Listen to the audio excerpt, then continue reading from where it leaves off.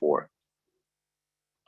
And that will also feature a traditional barbecue, a traditional South African style barbecue, which they refer to as braaiing. We'll do that while we're at the park. That's an overnight visit to the park. And then the next day, we'll go to a traditional village. Now, we have cultural villages, or what are designated as cultural villages in South Africa, where they're designed to welcome tourists. We won't be doing that. We won't be going to that type of village. We'll go to a village that is dealing with um, real life in terms of uh, traditional Zulu life, a traditional Zulu village. And you'll see that it's quite modern, but they still have some traditional ways that you'll benefit from being a part of and visiting. And that will take us back into the city after we finish at the village. We won't be staying overnight in the village. We'll return to the city. And that night, we'll go to a performing arts venue, whether it's uh, an acting performance, a dancing performance. Performing arts in South Africa is a very, very intricate part of society and culture there. On That would take us up to a Saturday or Friday or Saturday. And then that next day, we'll deal with meeting some people in the from the business and investment community there, or people who can tell us about business and investment opportunities in South Africa as well.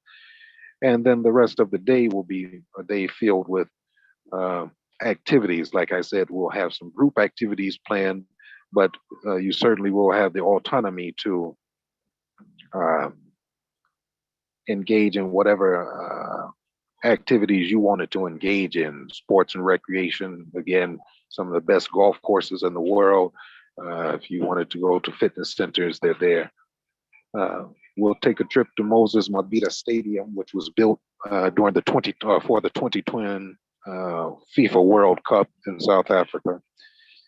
And then we'll take a luxury boat cruise during the day, as well as boat-based dolphin and whale watching will be an option for people because it will be the height of whale season. And if you want to go there and see dolphins up close, right in the water, and see whales right up close uh, from the boat, you'll have that opportunity.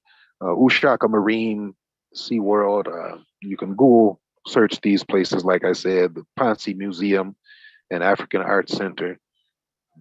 And the Golden Mile, as they call it, is the Durban beachfront. It's a long stretch, a promenade, um, which serves as the entry point to one of the finest beaches I've ever seen, or beach stretches I've ever seen in my entire life. And there are other venues. Florida Road is a very popular area of Durban, which is replete with shops and restaurants, and really big for those who love the night scene. So that's a whirlwind uh, going through or stretch through the program. I try to keep it as succinct as possible. If anybody has any questions, you'll be able to ask them in just a moment. Now, the all important process of payments, we must deal with this. We are hoping that we have thus far uh, represented what we're trying to do well enough to garner the interest that we need to have in this program. It is time now for us to commit ourselves to it. And I'm a very practical person when it comes to money. Uh, the trip payments are broken down into four payments, 25% each time. Whichever uh, cost category you're going to be in with respect to single or shared accommodation, it's all broken down on the website. Those who have gone to the website click the links, you see that it is all there. By next month, we need the deposits paid or the first installments paid. Um, I don't know any other way to be with that other than candid and just say by the 19th of next month, we'll see who's committed, who's going, and what have you. But we need that to take place by the 19th of next month. From a practical standpoint, we've got to do the bookings. We can't just show up and say we are here. We've got to have everything prepared and planned and put in place so that when you arrive, there won't be any unforeseen circumstances that put a damper on the trip. And so we need those deposits paid. The payment option is there on the website. It's a PayPal. You can go right into it, click the link, upload your payment with whatever credit card or debit card form of payment you use. It goes right into the PayPal account, and we'll deal with it from there. That's pretty much all I had to say today. Dr. Roberts, I don't know if you want to add anything concerning the academic component that the academic partnership is putting together for those who are students that may want to do an independent study or an overseas study or a research project or anything like that. Do you want to add anything to that?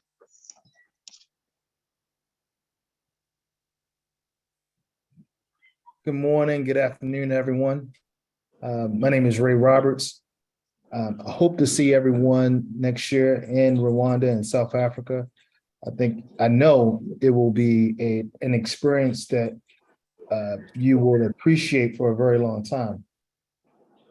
As it relates to the academic portion of this experience, it will be designated specifically for college students.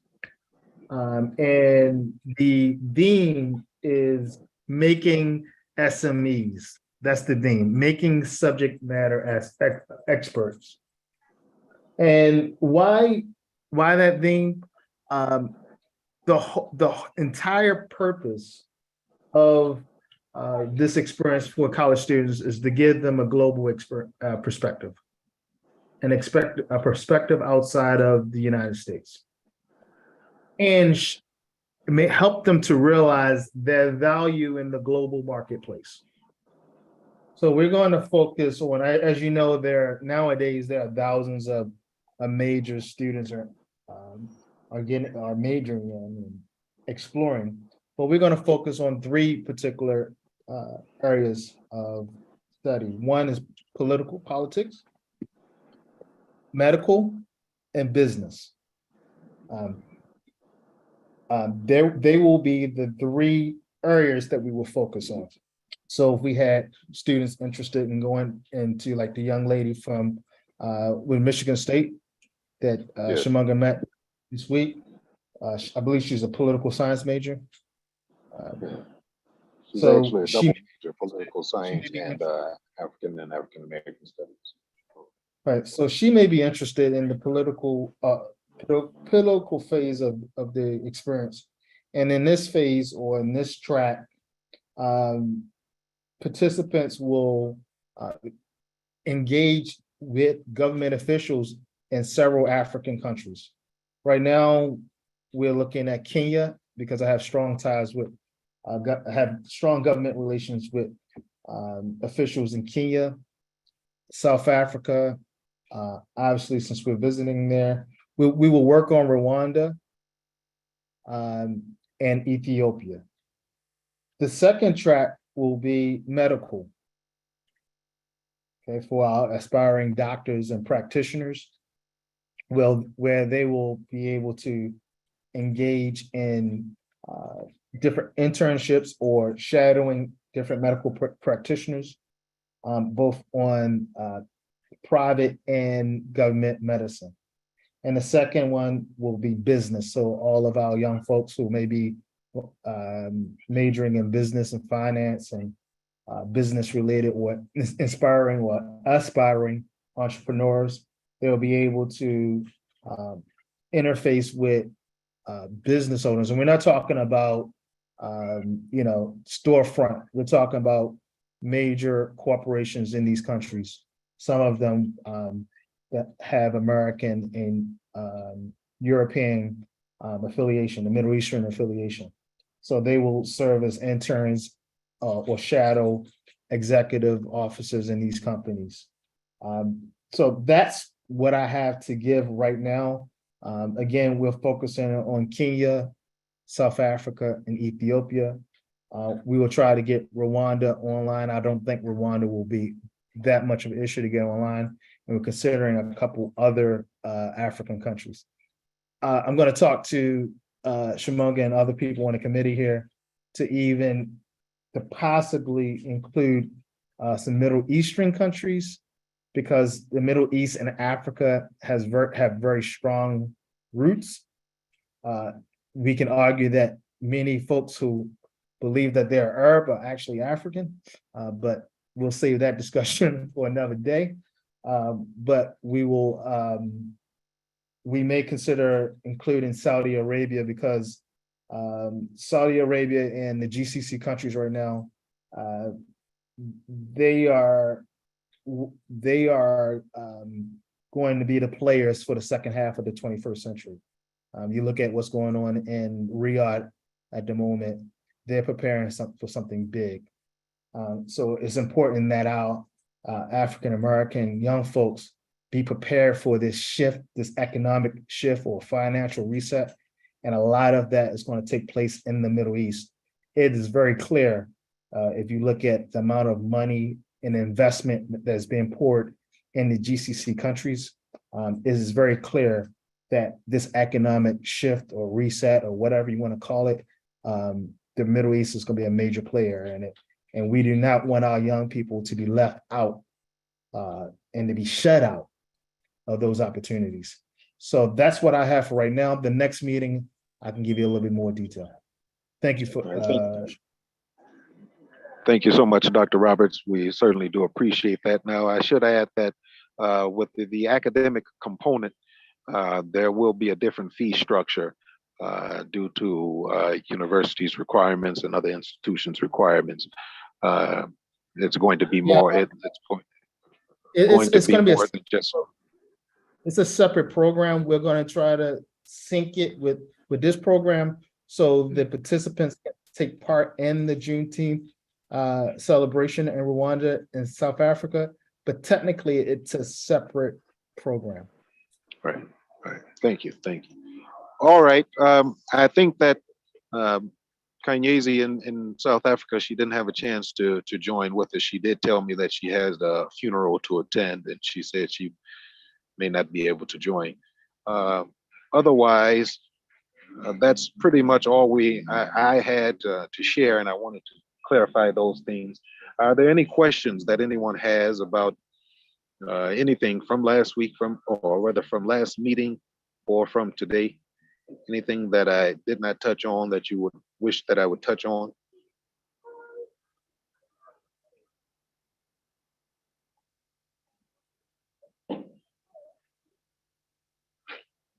All right, then. I think that several people who started with us there have gone out, and I think that they may have gotten the information that they wanted to get. Hopefully, they got the information that they wanted to get. If there are no other questions or any other comments or concerns, Can I ask people just for a second? I'm just curious to know what would be the number one reason. If you can just write it in the chat. I know some people don't like to speak publicly. If you can just write it in the chat, what's the number one reason you plan on? What's the number one reason that would cause you to participate in this experience, to join us next year? Just give us the primary reason. If you just write it in the chat before we leave or before you exit, this will give us some data to use as we continue to plan forward.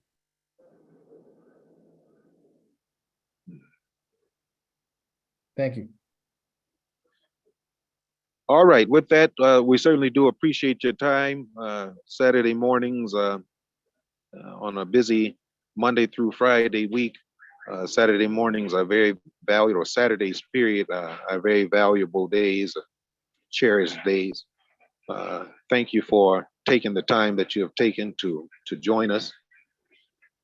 And if you have any questions, please contact us. The email address is there, the website is there, WhatsApp, my WhatsApp number is there. So we are certainly available at your disposal for uh, any questions that you have. We look forward to seeing everyone in Rwanda and South Africa next year. Thank you so much.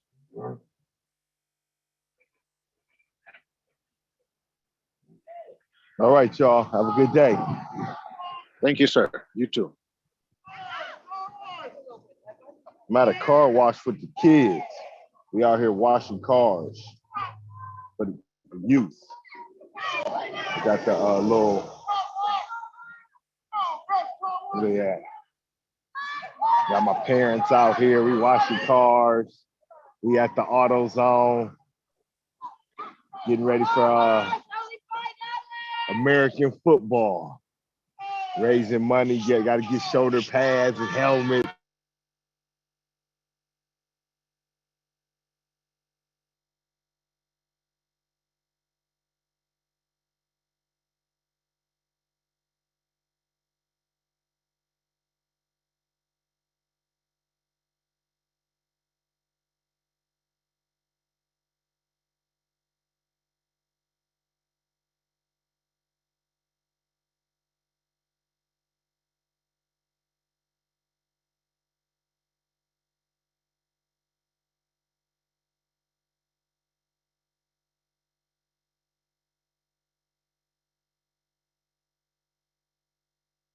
Okay, everyone, have a good week.